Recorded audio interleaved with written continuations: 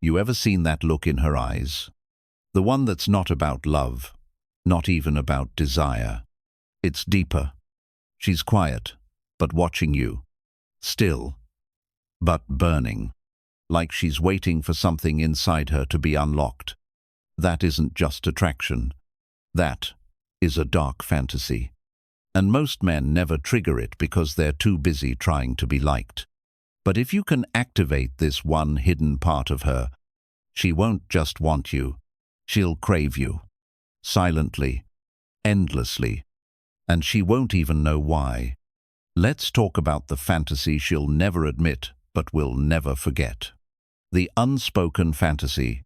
Every woman carries something heavy inside her. Stress, expectations, fears, responsibilities.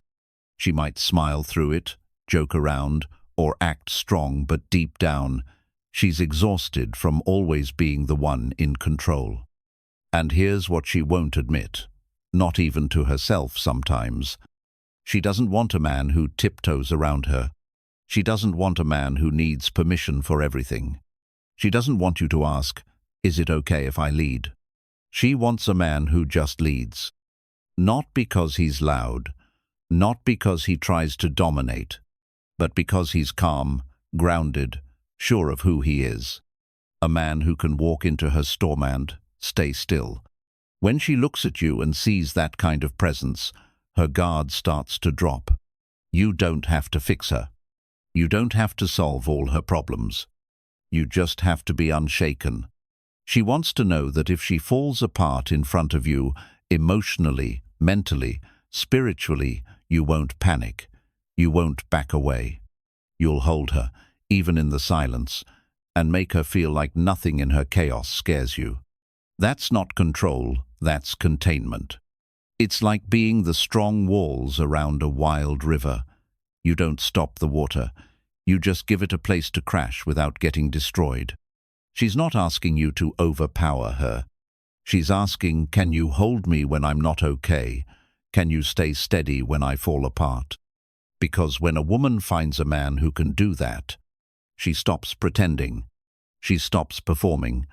And for the first time, she feels safe enough to be soft. Not because she's weak, but because with you, she finally doesn't have to be strong all the time. She wants to feel small not in value, but in pressure.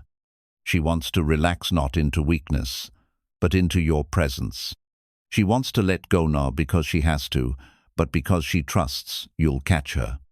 That's the unspoken fantasy. And most men never get there. Because they're too focused on being liked instead of being anchored. But if you can become that quiet, strong, center the man who leads with calm eyes and steady hands, she won't just be attracted to you. She'll feel safe enough to finally breathe. And that is everything. Stoic men trigger it without saying a word. There's a kind of man who doesn't need to raise his voice to be heard. He doesn't try to outshine others. He doesn't compete for attention. He doesn't perform to be liked. Because he doesn't come from emptiness. He walks into a room and people feel something shift. Not because he's loud. Not because he demands respect, but because he carries something. Stillness. Certainty. Presence. He's not looking around to see who's watching. He's not adjusting himself to be what someone else wants. He's already chosen himself. That quiet self-respect, that inner gravity, that's the trigger. And women feel it instantly. Not on the surface, but in their body, in their soul. Because they're not used to it.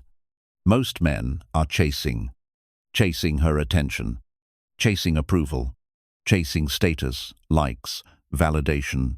Most men talk too much, try too hard, lean in too fast. But a stoic man, he doesn't move unless it matters. He doesn't speak unless it's needed. And when he does, it's slow, grounded, intentional. He's not cold. He's not careless. He's centered. And that presence starts doing something to her. Because she's used to men who are emotionally noisy. Men who panic when she's upset. Men who take her silence personally. Men who try to fix her just so they feel like they matter. But this man, he's different. He doesn't fumble when she gets quiet. He doesn't react when she gets moody. He doesn't shrink when she brings her shadows. He simply stays. Still, open, unshaken. And something inside her starts to shift. She starts to slow down too. She stops over-explaining herself. She stops testing, pushing, overthinking. Because in his stillness, she feels something she didn't even know she was craving. Safety. Not the kind that comes from sweet words or soft gestures, but the kind that says, "I'm not going anywhere. I can handle all of you, even the parts you hide." That's when she begins to breathe differently around him. She softens without even realizing it. Not because he asked her to, but because for the first time, she doesn't feel like she has to be in control. She doesn't need to be perfect. She doesn't need to lead. She doesn't need to act like she's okay when she's not. She can cry, and he won't flinch. She can go silent, and he won't push. She can spiral, and he won't abandon her. Not because he's numb, but because he's anchored. And in that anchoring, she finds her peace. She finds the place where she can collapse without falling, where she can be fragile without being judged, where she can be real without being rejected. And when she feels that, the walls come down. The performance ends. The mask drops. The game is over. Because there's no need to test a man who never moved when things got heavy. There's no need to fake confidence for a man who already sees past the act. That's when she surrenders not out of weakness, but out of trust. She gives herself not because she was convinced, but because she was understood. She lets go not because he asked her to, but because she knows she's finally safe in his presence. That kind of man, she doesn't try to replace him. She doesn't forget him. She doesn't move on, because he's not just another man. He's the calm her chaos was always looking for. He's the stillness her soul has been trying to find. He's the silent space where she can finally just be. And once she experiences that, nothing else feels real. No noise, no games, no boys pretending to be men, only him. And that presence, that grounded, sacred stillness, that's what makes a Stoic man unforgettable. She wants to drop the mask. She wakes up each morning and fastens the same invisible armor. A bright smile, a light joke, quick answers that make everyone else feel comfortable. Her phone lights up with messages she answers in cheerful tones. Colleagues ask for help she's too tired to give, but she says, "Of course." Family calls. She becomes the steady one, the fixer, the reliable daughter, sister, friend. Even strangers in shops feel her warmth, because she's learned kindness is easier than explaining why her chest feels like stone. Long ago, she discovered softness scares people. When she cried in front of her first love, he called her dramatic. When she admitted to a friend that loneliness kept her up at night, the friend changed the subject. When she let her guard down at work, someone used it to win a promotion. So she stitched the mask tighter. Better to be the girl who's got it all together than the woman labeled too much. Yet every evening, alone in the quiet, the mask grows heavy. She stares at ceiling cracks and wonders if anyone will ever see the real her. The girl who sometimes feels small in her own skin, who laughs at memes yet cries at sunsets because they remind her how brief everything is, who secretly writes poems she never shows, who fears that if she stopped being useful, no one would stay. Then one day she meets him, not a man who dazzles with loud jokes or sparkling stories. He's quiet, almost understated, but when their eyes meet, time slows. His gaze is steady, free of judgment, as if he's listening to a language deeper than words. She waits for him to fill the silence people always do, but he doesn't rush. Instead, he lets the quiet breathe. In that breathing space, she notices her own heartbeat for the first time in hours. They sit across from each other in a cafe. She rambles at first. Safe stories, polite laughter. He nods, says little, but every nod feels like an anchor lowering gently through stormy water. Inside, unfamiliar questions rise. Could I tell him the truth? Could I let the cracks show? Would he stay if I did? She tests him with small confessions. I get anxious in crowds. He doesn't joke or give advice. He just says, I understand, and means it. The mask slips a millimeter. Days pass. Messages are sparse, unforced. When he texts, it isn't to entertain her. It's to ask, how's your heart today? No emoji armor, no memes to dodge depth. Just a simple sentence that invites honesty. Sometimes she answers, good. And he replies, okay. Other times she writes, heavy, and he calls instead of typing back. He listens, slow breathing on the line, letting her words spill like water finding its path. He doesn't jump to solutions. He doesn't turn her pain into a project. He lets it exist, the way mountains let rivers carve them over time. One evening she breaks. Work was brutal, family argued, the city felt too loud. She sits on her apartment floor, phone buzzing. It's him. Open the door, the message says. No demand, just quiet certainty. When she opens it, he steps in without fanfare, carrying her favorite tea. He doesn't hug her right away. He waits until her eyes meet his, seeking permission that words can't grant. She nods, barely, and he wraps her in arms that feel like night sky, so vast she could disappear, so steady she knows she won't. Tears come hard, ugly, trembling, mascara streaks. She tries to apologize, but he presses a fingertip to her lips, shakes his head once. No sorry needed. They sit on the couch, her head on his chest. His heartbeat is slow and loud, a drum grounding her own racing pulse. Minutes pass, maybe hours. He doesn't check the clock. He strokes her hair in simple strokes, like turning pages in a well-loved book. Sometimes he whispers a word, breathe. Sometimes he says nothing at all. She feels exhaustion, leaving through each tear, replaced by a quiet she has never known. For the first time since childhood, she believes she can be messy and loved in the same moment. She realizes strength isn't pretending the storm isn't there.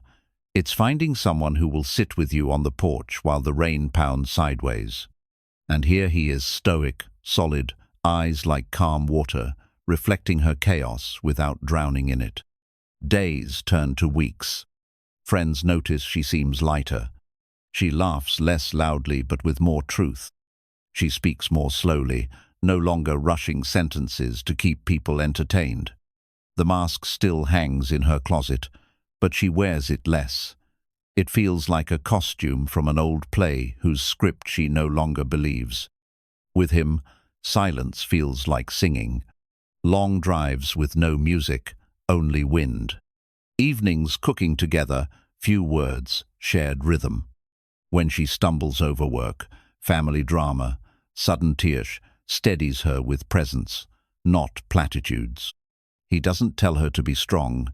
He reminds her she already is, even when she's shaking. One night, she holds his face in both hands and says, "Thank you for staying." He smiles, small and warm. Where else would I be? She realizes there is no performance left to give. No audition for worthiness. No fear of being too much. Because his eyes have seen her hidden rooms, messy, cluttered, unpainted, and he still chooses to sit in them, drinking tea, asking simple questions like, "How's your heart now?" And that changes every metric by which she once measured love. She stops counting texts to prove affection, stops weighing her words, afraid of tipping the scale. Stops rehearsing conversations in the shower. She simply shows up messy, happy, angry, giggly, tear-stained, and he welcomes every version. This is what it means to drop the mask. Not tossing it away in rebellion, but setting it down gently because it's finally safe to breathe without it. Her shoulders lower. Her voice deepens. Her laughter rings truer, less brittle, more like wind chimes instead of broken glass. And he remains the steady note in every chord of her day. Not dominating, not rescuing. Just there, a lighthouse, bright enough to guide, humble enough to let her steer her own ship. She understands now. Vulnerability is not a burden when it rests in hands that don't tremble. Trust is not a gamble when the other person's silence is as honest as their words. Love is not a performance when both hearts agree the curtain can stay down forever. The world will still ask her to put the mask back on. Deadlines, social events, casual acquaintances will tug at the old strings. But each night, when she comes home to the quiet room where he's reading, feet up, tea cooling beside him, she feels the mask loosen a bit more. And she knows, absolutely knows, that the day she met him was the day she began to meet herself. Because his stillness handed her a mirror kinder than any applause. Because his presence whispered, "You were already enough before you tried so hard." Because his unwavering gaze taught her that real connection isn't earned by perfection, it's welcomed by truth. Now, when she looks back on the years of pretending, she doesn't feel shame. She feels gratitude for every crack in the mask led her here. To this room, to this man, to this version of herself who no longer asks, "Am I too much?" Instead, she thinks, "I am finally held." And the mask? It sits silently on a shelf, collecting dust, forgotten by the woman who once believed she couldn't live without it. Until a stoic man stood before her and proved she never needed it at all. The dark fantasy, emotional surrender. There's a kind of desire she never speaks of, not to her friends, not to her family, not even to herself. It doesn't show up in movies. It doesn't sound like the songs playing on the radio. Because it's not loud. It's not glittery. It's not romantic in the way most people imagine. It's quieter than all of that. And deeper. It lives in the space between her words. In the tired look she gives herself in the mirror after being strong all day. In the silence after someone asks how she's doing and she says, "I'm fine," but her eyes say, "I'm drowning." The world sees her strength. They admire it. They praise her for being so independent, so capable, so unshakable. But they don't see the cost.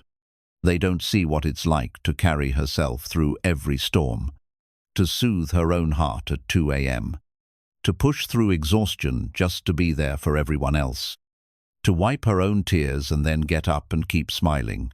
She's not weak. She's weary. And deep down, behind all the strength, the achievements, the smiles, she's dreaming of something most people wouldn't understand. She dreams of surrender. Not the kind that means giving up. Not the kind that means losing herself. But the kind that means finally letting go in the arms of someone who can truly hold her.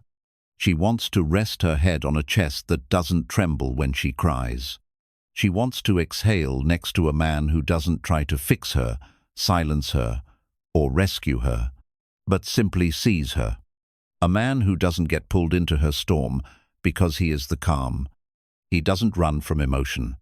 He doesn't get offended by her tears.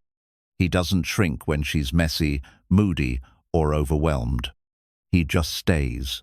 Present, grounded, open. She longs for the kind of man whose energy says, "You don't have to carry all of this alone." Because what she truly wants is not to be dominated. It's not about being controlled, overpowered, or told what to do. It's about being contained. It's about finally being able to fall without the fear of breaking. To cry without the fear of being called too sensitive, to show her shadows without the fear of being judged. This fantasy isn't physical, it's spiritual.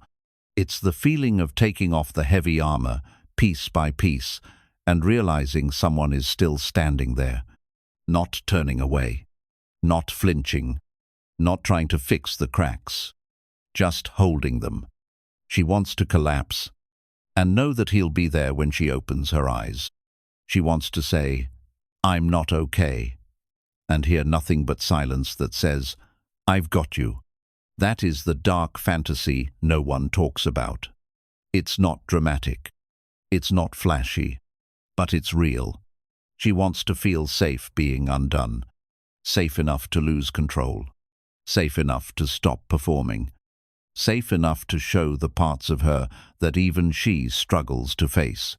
She's not looking for someone who always knows what to say. She's not impressed by bravado or flashy words. She's watching how a man breathes when she's emotional, how he reacts when she's vulnerable, how he shows up when there's nothing to gain. Does he panic? Does he pull away? Does he shut down? Or does he hold still? Because the man who doesn't run when she's at her most unguarded, that's the man she dreams about. That's the man who gets past the walls. Not because he breaks them down, but because she willingly lowers them for him. That's when everything begins to change. She doesn't need to test him anymore. She doesn't need to fight to feel heard. She doesn't need to explain every emotion or shrink every need. Because he gives her a space that doesn't just allow her to be fragile, it honors it. He gives her the freedom to unravel without being labeled, without being left, without being made to feel less than. And when she feels that, something sacred opens. She becomes soft, not because he made her, but because he gave her a place where softness is finally safe. She becomes more feminine, not because he demanded it, but because his masculine presence gave her a reason to relax, to let go, to trust. And in that moment of trust, she chooses him. Not because he impressed her, not because he tried to win her, but because he held space for the version of her no one else ever stayed long enough to see. And when a woman gives herself in that way, it's not temporary, it's not shallow, it's not for play, it's devotional. Her love becomes deep, her loyalty becomes unbreakable, her soul begins to dance in his presence. And her entire being says, "Finally, I can rest." Because she knows this kind of man is rare. He's not here to conquer her. He's here to carry what she's never been able to hand to anyone else. And that is the man she'll never forget. Not the one who had the best lines. Not the one who chased her endlessly. But the one who said nothing at all, and yet made her feel more safe, more seen, more whole, than anyone ever did with words. You don't chase, you lead. A river never chases the sea, yet the sea waits for it every single day. The moon never begs the night sky to hold it, but the sky frames it with stars so everyone will look up.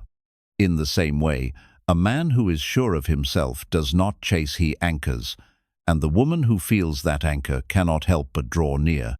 You don't pace the floor wondering if she will text back.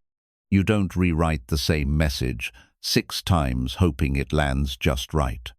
You don't scroll her social media looking for clues about her mood or measuring your worth in likes and replies. Your phone can sit face down for hours because your spirit is face up, open to life, rooted in purpose, already full. You walk through your day with quiet intention. The work you do well because it reflects who you are, not because you need a badge to prove it. You keep your promises to yourself first, early mornings at the gym, chapters read, prayers whispered, goals pursued. You aren't perfect, but you are consistent, and consistency builds the gravity that everything else begins to orbit. She notices, long before you speak, how you hold the door for the elderly stranger without turning it into a performance. How you thank the waiter by name and mean it. How you step aside so others can exit the elevator, never needing to arrive first to feel important. None of it is loud, yet all of it is unmistakable. It signals a man whose ego is quiet because his character is loud enough.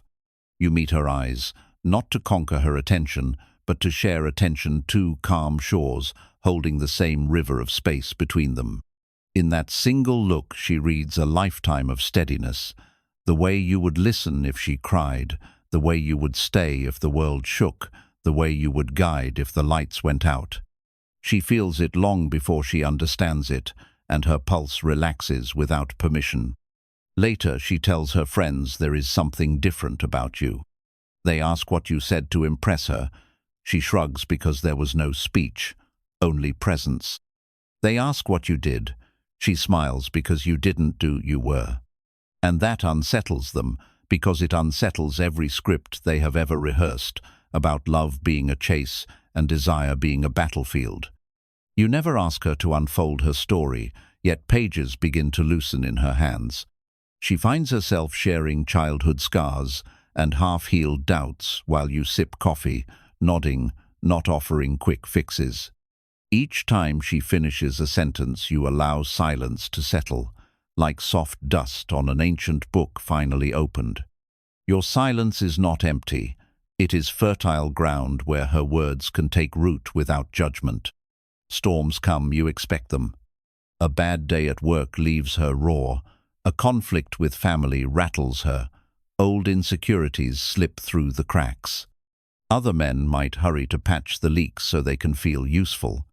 You stay present instead, letting the rain drum on the roof until it passes, because you know houses built for real weather do not fear a little water.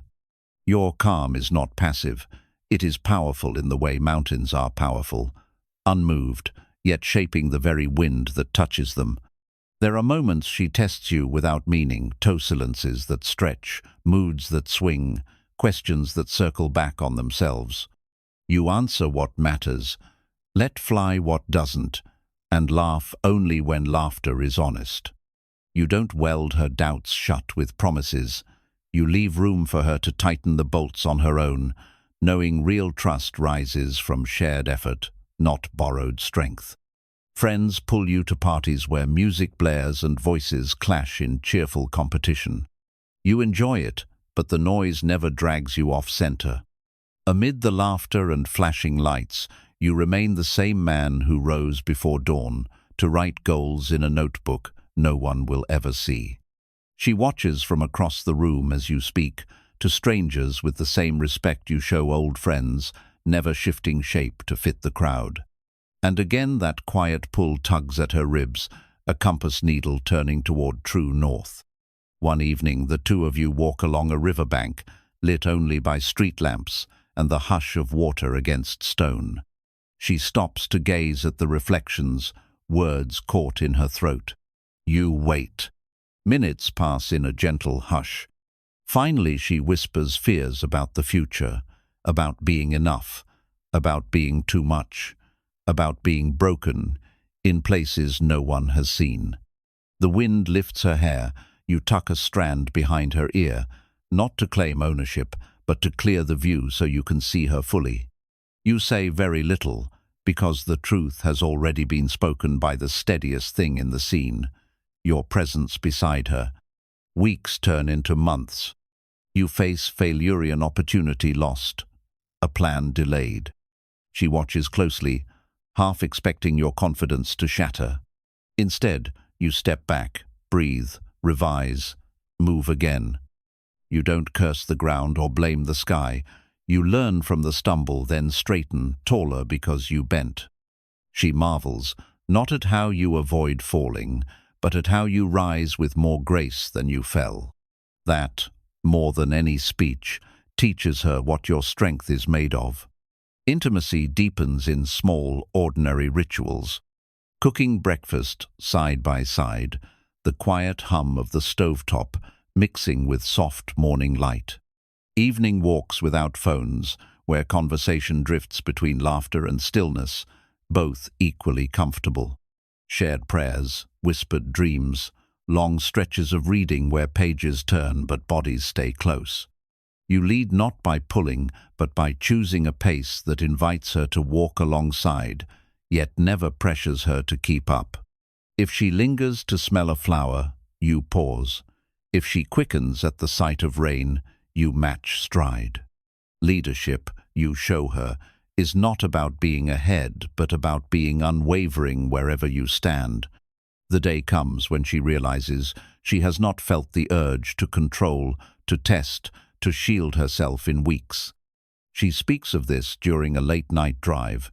City lights shimmer against the windshield like pale confetti. She says, "I don't know why, but I don't feel afraid with you." You smile, squeeze her hand on the console, and the silence that follows is thicker than any promise. Because safety isn't words, it's the 1,000 quiet choices that made this moment inevitable. You never asked her to follow you, yet one morning she wakes up and does naturally, freely, like a river finding the easiest path downhill. She trusts your direction because she felt your integrity long before she saw your roadmap. You didn't push her to open her heart. You became the home where her heart wanted to live. You didn't demand her respect. You offered a life that made respect the only reasonable response. Other men wonder what your secret is. They look for tricks, texts, techniques. There are none. Your secret is the work no one sees. The early alarms, the books read, the weights lifted, the prayers whispered, the discipline to speak slow, to listen long, to stay grounded. You forged stillness in private, and the world now feels its quiet thunder in every room you enter. She will carry that thunder within her, even on days when you are miles apart. At work when stress piles up, she'll remember the cadence of your breathing and mirror it until calm returns. In conversations with others, she'll weigh empty flattery against the solid truth of your steady gaze and smile at how light the former feels. Your presence becomes an internal compass, pointing her back to peace whenever life spins too fast. This is why you never had to chase her. Because real gravity doesn't run after planets. It holds them in orbit by simply existing. And now she orbits the quiet fire you keep at your center drawn, not by force, but by the natural law of a man who mastered himself first and offered the overflow, never the lack. So you move through the world, the way a lighthouse keeps turning, unhurried, bright, sure of its purpose. Ships alter course at its beam, not because the lighthouse waves its arms, but because it is the beam. In the same way, her life bends gently toward yours, not by your command, but by your consistency. And Shestrong, brilliant, capable, rests in the comfort of following a man who need never raise his voice to be heard, who need never sprint to be first, who need never chase what was meant to settle beside him. She does not follow because she is weak. She follows because here, for the first time, her strength is safe to rest. Here, for the first time, leadership feels like love, and love feels like breathing. The final trigger. So, remember this, and let it settle into your bones, the way a slow drumbeat settles into the earth beneath your feet. Her secret longing was never for the flowers you ordered at the last minute, hoping petals could do the talking. It was never for the sugary words you practiced in the mirror, twisting them into perfect shapes like origami cranes that can't actually fly. And it was definitely never for the nice guy who knows every polite phrase yet trembles when life shakes the table, spilling his confidence like water he keeps trying to mop up before anyone notices. Her real fantasy lives much deeper, in a quiet room behind her ribs where very few have ever been invited. It's the man who walks in that room without fear, without noise, without a single ounce of hurrier need to prove he belongs there. He does not bring balloons of empty affirmation that pop the second responsibility touches them. He brings gravity, the kind that holds galaxies together without making a sound. He does not need to raise his voice to be powerful. His calm is the power. He does not rush to plaster over her hurts with clumsy optimism. He sits beside the ache until it feels accepted enough to loosen its grip. He does not fidget when silence stretches. He understands silence is a bridge, not a void, and he trusts she will cross it when she's ready. He touches her soul long before he reaches for her hand. When his fingers finally trace the line of her jaw or tuck a loose strand of hair behind her ear, she's already given permission in a language older than speech. His hands never clutch like a man scrambling for proof of conquest. They guide, as gently as dawn guides the night toward morning. His words land with the weight of smooth river, stones no jagged edges, no need to sparkle, just the honest assurance that they will stay where they fall. And his silence isn't cold distance, it's the warm hush of a campfire at midnight, coaxing every guarded truth to step closer and thaw out. Because the truth is unchanging. Every woman is, even the one who runs companies by day and lifts her own suitcases into the overhead binlongs to exhale in arms that do not buckle under the full weight of who she is. She craves the moment when she can drop the performance, unzip the costume of "I've got this," and let her shoulders sag without fearing the loss of respect. She wants to lay down the sword of constant competence and know the battle is already won, on her behalf, no questions asked, no tally kept. She doesn't need a man who never wavers. She needs a man who wavers and then steadies, who feels the quake but plants his feet anyway. She doesn't need a man who vows to erase every tear. She needs one who will gather them on his fingertips and treat them like holy water. She doesn't need a man who promises perpetual sunshine. She needs one who carries an umbrella big enough for two and doesn't complain when the clouds linger. When you become that man, when your backbone is built of quiet vows you made to yourself in lonely seasons, vows you kept when no applause was on offer, when your peace is earned in early mornings of discipline and late nights of honest reflection, not borrowed from fleeting hype, when your presence alone slows the spinning wheels in her mind and lets her breathe at the speed of trust, you will never have to chase her. She will drift toward you the way a tired bird seeks the nearest branch at dusk, guided by instinct, relieved by discovery. Not because you dazzled her with fireworks that fade before the smoke clears. Not because you promised the world wrapped in quick words and quicker exits. But because you became the steady ground beneath her feet, the world she never knew she could set her compass by. She may never announce it to her group chat, may never flash a social media highlight reel of your moments. Because the bond she feels with you is not for public consumption.